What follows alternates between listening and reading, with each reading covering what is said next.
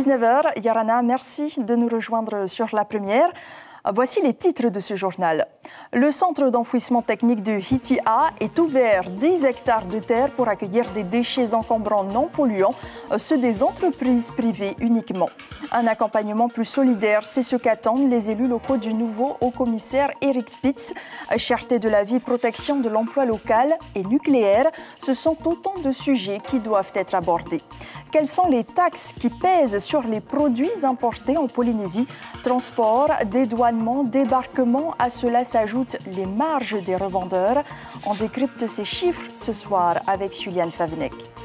Des étudiants veulent être à leur tour les porte-voix de l'océan auprès du public. Mais avant de pouvoir défendre cette richesse qui nous entoure, encore faut-il la connaître. Des spécialistes ont partagé leurs connaissances et leur savoir avec les futurs ambassadeurs. Fermé en 2016 après la mort accidentelle d'un ouvrier, le CET de Hitia a rouvert ce matin. Il a accueilli ses premiers camions d'encombrants. Un investissement de plus d'1 milliard de francs pacifiques pour un besoin estimé entre 30 et 40 000 tonnes par an.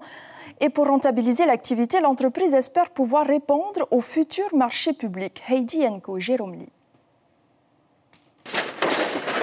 Ludogi, qu'est-ce que tu regardes quand les gros bagues là qui arrivent? Je regarde s'il n'y a pas de batterie, des piles. Ça arrive des fois? Oui.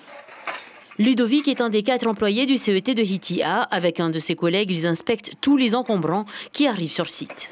On a l'obligation de vérifier qu'à l'intérieur de ces big bags, il n'y a pas de batterie, il n'y a pas de produits toxiques et surtout, il n'y a pas d'explosifs. Hein, voilà. C'est un sacré boulot quand même. Oui, mais nos gars sont là pour veiller au gras. C'est ici que les gravats de l'hôpital Mamao et de l'hôtel Maeva Beach sont enfouis. On estime que la Polynésie produit plus de 30 000 tonnes d'encombrants chaque année, dont près de 8 000 sont issus des communes de Tahiti et Moorea qui collaborent au tri sélectif. À la municipalité de Hitiaotera, l'ouverture du CET sur son secteur pourrait enfin signifier une réduction de sa facture des déchets. On fait presque 10 millions par an. Alors, avec cette entreprise, aujourd'hui, on pourra avoir encore moins de dépenses.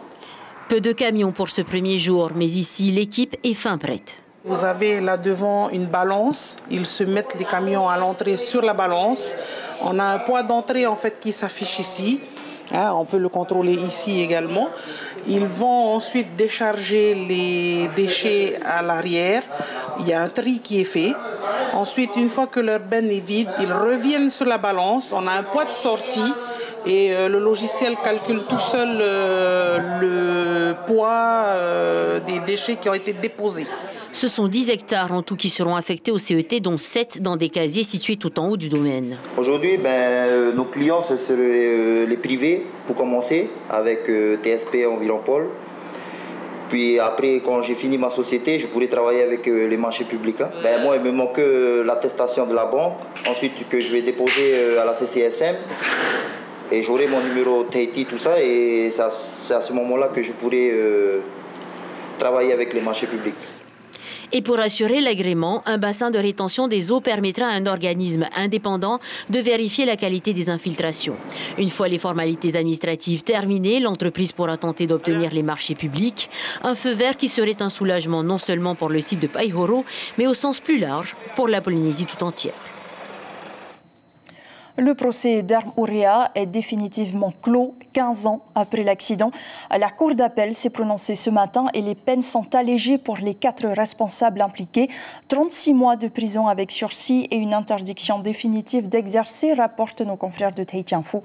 Nous pouvons nous inquiéter de la vitesse de la justice qui a mis 15 ans pour arriver à une décision définitive, leur a déclaré Nicolas Fourreau, le président de l'association des victimes 987, à l'issue de l'audience.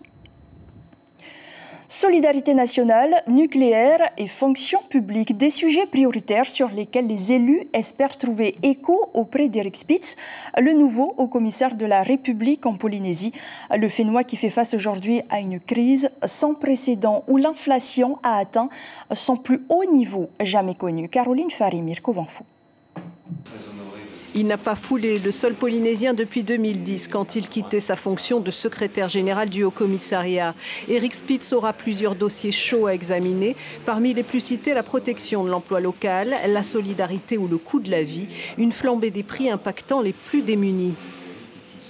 Que l'État revienne autour de la table et donne ce qu'il a à donner pour financer le régime de solidarité ici en Polynésie. Parce que quand on parle du coût de la vie aujourd'hui, bien sûr que la fiscalité reste d'une compétence de la collectivité, mais qui sont les premiers affectés, ce sont bien ceux qui émargent au régime de la solidarité aujourd'hui. Eric Spitz devra également aborder le remboursement des emprunts souscrits par le pays dans le cadre de la crise sanitaire et se positionner sur la protection sociale généralisée. Il y a une situation compliquée pour la PSG, la solidarité en Polynésie, qui impacte toute l'économie. Il y a la question du remboursement des 2 emprunts, comme je le disais, qui va impacter la préparation budgétaire. On va rentrer en session budgétaire dans quelques semaines et la question du remboursement des emprunts va se poser, comme elle s'est posée déjà cette année. Et donc, on attend la position de l'État. Le retour des fonctionnaires polynésiens au Fénois et en filigrane la protection de l'emploi local sont d'actualité. Certaines situations en attestent. J'ai l'exemple d'une dame qui demande à revenir, qui travaille dans les finances publiques. Elle est en capacité de revenir. Elle a fait tout ce qu'il fallait au niveau des contraintes administratives. Mais elle ne peut pas revenir.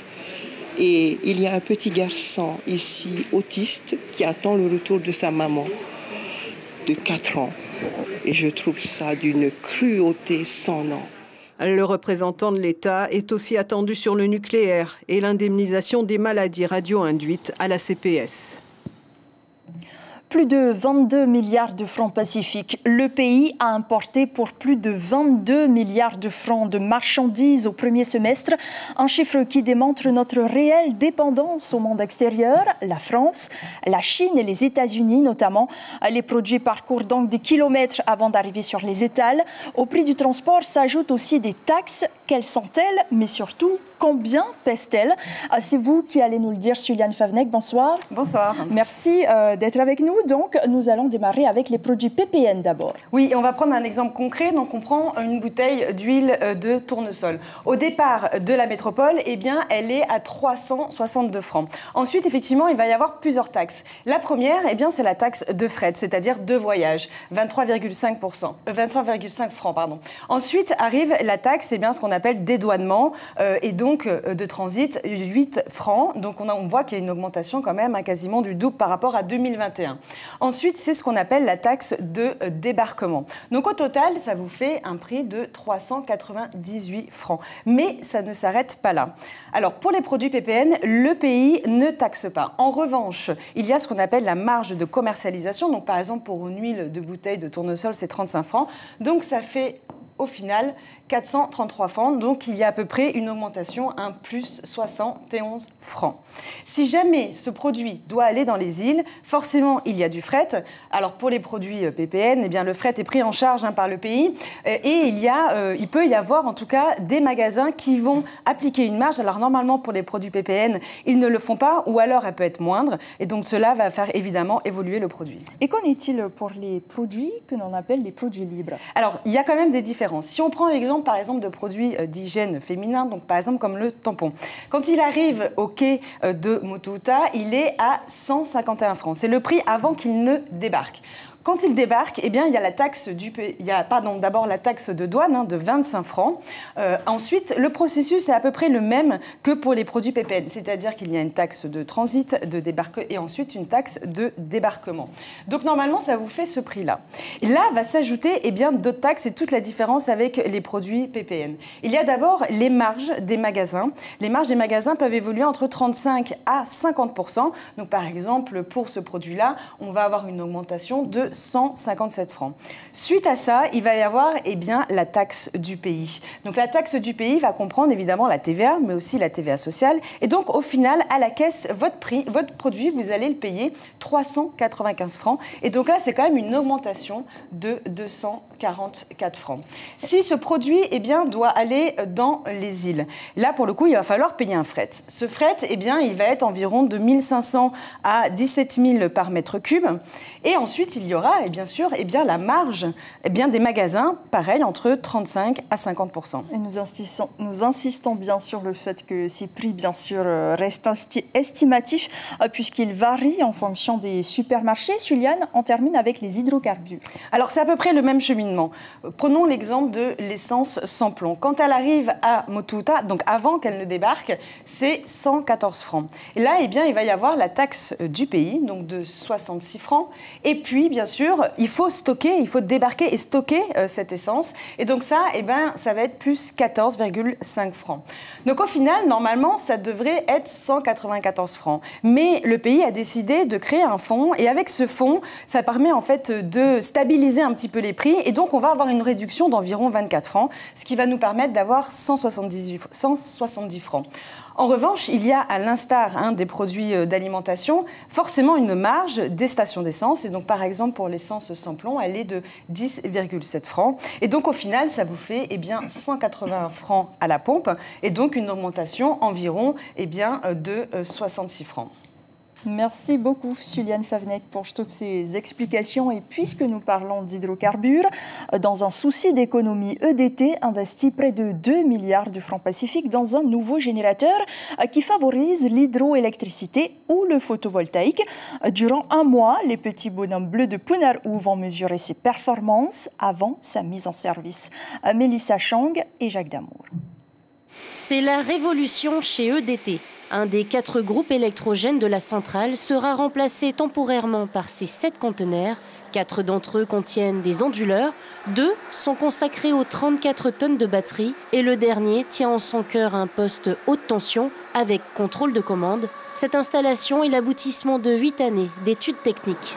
L'onduleur et la batterie vont permettre d'arrêter un groupe de production à la Punarou et ainsi favoriser l'hydroélectricité. Actuellement, par exemple, en période de nuit, on ne peut pas produire la totalité de l'hydroélectricité disponible quand il y en a beaucoup d'eau, parce qu'on est obligé d'avoir des groupes pour réguler le réseau. D'accord ? Grâce à Putuira, la batterie, on pourra arrêter ces groupes parce que c'est la batterie qui fera ce travail de régulation et la batterie n'a pas besoin de prendre de puissance sur le réseau pour faire ce travail. 1,750 milliard de francs, c'est le coût déboursé par EDT pour ce nouvel équipement, mais que les consommateurs se rassurent, il n'y aura pas de répercussions sur leur facture d'électricité. Quant à la sécurité, tout a été pensé en cas d'éventuel départ de feu. Tous les tuyaux que vous voyez en rouge, ils ne sont pas encore équipés de leur buse finale, mais quand ils seront équipés de leur buse finale, le but c'est de faire un rideau de protection pour protéger la batterie, et c'est toutes les installations de la batterie, d'un feu éventuel sur le dépôt d'hydrocarbures qui est juste à côté, à proximité. Les ingénieurs de l'entreprise Siemens procèdent au test jusqu'à la mise en route du système prévu à la mi-octobre. Sa maintenance sera assurée une fois par an. Les batteries épuisées au bout de 15 ans seront quant à elles recyclées. Ce projet piloté par EDT s'inscrit dans la stratégie de décarbonation énergétique de la Polynésie voulue par le gouvernement qui fixe un objectif d'énergie renouvelable à 75% en 2030. En 2022, seuls 35 à 40% de la production d'électricité provient d'énergie renouvelable. La commune de Nukuhiva forme les pompiers de l'archipel, une formation aux différents types d'incendies qui pourraient survenir. 11 soldats du feu, dont 6 femmes originaires de Nukuhiva, Uahuka et Uapau, participent à cette formation qui s'étend sur 3 semaines. Les stagiaires ont été déployés dans le village de Teiohae pour un exercice mettant en scène des feux de véhicules à énergie alternative. On écoute cette réaction recueillie par Marie Curva. Étant originaire de Uahuka, je suis restée avec quelqu'un d'ici et du coup je voulais trouver un travail pour moi. Et c'était un rêve de petite fille qui se concrétise et du coup me voilà ici maintenant. À l'issue de cette formation, les Marquisiens seront soumis à un examen oral et écrit pour valider leur apprentissage. Ils veulent apprendre pour transmettre à d'autres. Ce sont des étudiants de première année à l'école de commerce. À Moorea, ils ont rencontré des experts de l'océan et deviendront à leur tour les ambassadeurs de cet héritage mondial. À Nicolas Suer, Patita Savea. C'est une micro-algue qui entre à l'intérieur de l'animal, dans la peau, et qui donne de la couleur. Apprendre la biologie du corail pour mieux préserver cet être vivant indispensable à la faune marine, c'est l'un des objectifs des 2 groupes d'élèves de l'école de commerce. Au Fare Natura, ils ont été servis. Le corail, en lui-même déjà, n'est pas simplement un caillou. C'est un animal qui pousse comme une fleur sur la terre. Et si on ne préserve pas cette fleur-là, ce corail-là, cet animal, je pense qu'il y aura des conséquences. Le 2e groupe également aura droit à cet exposé, mais à cet instant, il est occupé à écouter des légendes. La légende qui est ici, c'était à cause des sœurs et frères de Hiro. Ils ont envoyé ces 2-là pour venir voler la plus belle montagne de Moorea. Les légendes, c'est très important, c'est parce qu'ils racontent en fait les faits qui s'est passé il y a très longtemps. Et les ancêtres, eux, ils avaient ce qu'on appelle, ils communiquaient avec les légendes pour ne pas oublier ce qui s'est passé il y a très longtemps. Des explications métaphoriques que certains ont appréciées. La légende de Hiro, je ne la connaissais pas, celle de Moorea, quand ils ont essayé de voler la montagne, le mont Rotui. Ça, je ne connaissais pas cette légende. Et qui voulait aussi capturer Hina, qui était la déesse dans la mythologie polynésienne de la beauté, de la lune. Grâce à ces casques 3D, les étudiants ont pu apprécier la vie et la beauté de nos eaux. Une motivation supplémentaire pour les défendre et d'ailleurs pour les protéger de notre société. Tout ce que nous faisons, nos activités quotidiennes, ont un impact sur notre mer, sur nos océans. La pollution, le réchauffement climatique est un enjeu crucial aujourd'hui et on ne peut pas nier qu'il y a des conséquences très graves sur notre biodiversité. Les groupes sont ensuite allés au CRIOB et à Coral Gardner afin d'en apprendre toujours plus sur les conséquences de nos actions néfastes sur l'environnement. Ils désirent ensuite en informer le plus grand nombre. Pour terminer à Ta'a, pour rénover le temple protestant de Potoru, la paroisse récolte des fonds au travers de ce qu'elle appelle une kermesse du Ra'au Tahiti. Pendant une semaine, des ateliers pour réaliser des remèdes de grand-mère sont en place. Le reportage de Hitimanaki. Quelques écorces de tau, des racines de cocotier, des feuilles de plantes médicinales, voici le remède pour soigner les calculs rénaux. Sa préparation a été transmise par voie orale depuis plusieurs générations, un secret bien gardé qui aujourd'hui encore nécessite une connaissance parfaite des plantes. Les portions doivent être scrupuleusement respectées, rien ne doit être laissé au hasard. Notre kermesse, le thème principal qu'on a retenu, c'est les plantes médicinales, pour qu'on puisse réapproprier notre culture polynésienne. Et c'est pour ça que c'est important pour nous, cette transmission. Et le deuxième objectif, c'est de ramasser des fonds, récolter des fonds pour rénover notre forêt Purera qui est en projet. Malgré l'évolution des coutumes et l'adoption de la médecine occidentale, les collégiens de Ta'a montrent un intérêt à la médecine traditionnelle, une manière pour eux de se reconnecter avec leur histoire. Ce matin, on nous a montré comment on fait le Ra'au Tahiti. Est-ce que c'est important pour vous de savoir tout ça? Oui. Pourquoi? C'est la culture. C'était pour le Ra'au calcul, je crois. Oui, j'ai déjà vu le Ra'au. Et c'est bon? Ouais, un tout petit peu. En marge de cette rencontre, les élèves devront réaliser un projet pédagogique. Et le lien est tout simplement, c'est la santé par les plantes. Aujourd'hui, on prône beaucoup la santé par les aliments et donc une vie saine, propre et durable. Une vingtaine d'exposants ont répondu présents aujourd'hui. Face au succès de l'événement, ces organisateurs préparent déjà un prochain rendez-vous, gage de transmission entre l'ancienne et la nouvelle génération. L'information principale de ce journal, fermé en 2016 après la mort accidentelle d'un ouvrier, le CET de Hiti A rouvert ce matin 10 hectares de terre pour accueillir des déchets encombrants non polluants, ceux des entreprises privées uniquement. Un investissement de plus d'1 milliard de francs pacifiques pour un besoin estimé entre 30 et 40 000 tonnes par an. Et pour rentabiliser l'activité, l'entreprise espère pouvoir répondre au futur marché public. Demain, Ibrahim Ahmed Aziz recevra la présidente du Conseil des femmes, Chantal Gallnan, qui a réuni son bureau dans l'urgence après le décès d'une habitante de Bora Bora, morte de ses blessures après avoir reçu un coup de couteau au thorax perpétré par son conjoint. Un rassemblement est organisé demain soir dans les jardins de Paufey à partir de 17h30.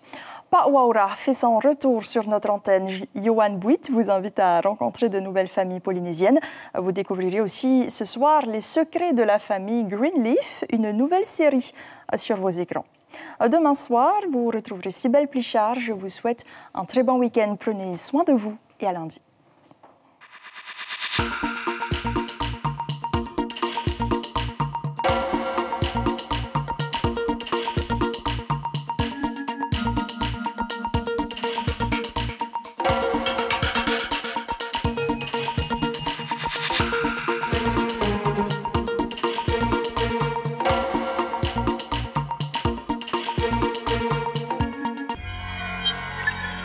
Retrouvez ce programme en replay sur notre site internet.